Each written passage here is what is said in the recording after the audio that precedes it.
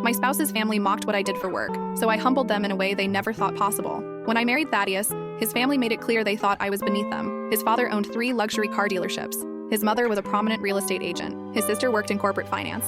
And me? I cleaned houses. How quaint, his mother would say whenever someone asked. She does domestic work. At family dinners, they'd discuss portfolios and acquisitions while I sat silently. When I tried to contribute, they'd exchange glances. Maybe you should focus on getting a real career, his sister suggested once.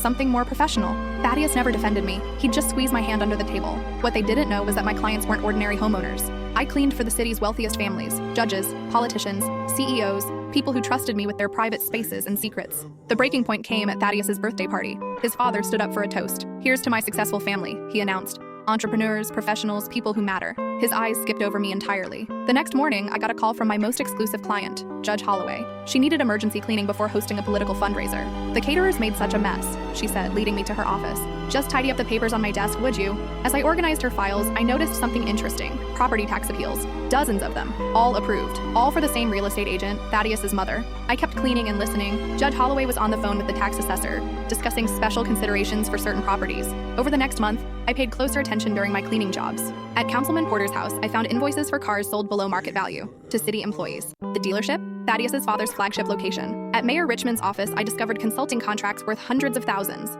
all paid to shell companies owned by Thaddeus's sister. I documented everything with my phone. Invoices, emails, recorded conversations. 3 years of evidence. The family held their annual charity gala at the country club. The city's elite would be there, including several journalists. I showed up in my cleaning uniform, pushing a cart through the service entrance. Security barely glanced at me. I was invisible, just the help. During cocktail hour, I approached the event photographer. "Excuse me," I said sweetly. "I have some interesting documents about tonight's hosts that might make good background for your coverage." By the time dinner was served, 3 reporters were reviewing my files on their phones. The story broke the next morning. Family empire built on corruption. The newspaper laid out the entire scheme: tax fraud, kickbacks, and illegal contracts stretching back years. By noon, federal investigators had raided all 3 businesses. Thaddeus's father was arrested at his dealership. His mother lost her real estate license immediately. His sister's firm dropped her before lunch. The family's assets were frozen pending investigation. That evening, Thaddeus came home destroyed. "How did this happen?" he asked. "How did they find out?" I looked up from folding laundry, his laundry. "Sometimes the help sees everything," I said calmly. He stared at me, realization dawning. "You did this."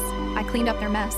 I corrected. "That's what I do for work." The trials lasted 8 months. All 3 received prison sentences. The judge, a different one, noted the extensive documentation that made prosecution possible. I kept my cleaning business. Turns out, being known as the person who exposed the biggest corruption scandal in the city's history was excellent for referrals. Thaddeus moved back in with his parents after they lost the house. Last I heard, he was working at a fast food restaurant. His new coworkers probably think that's beneath him too.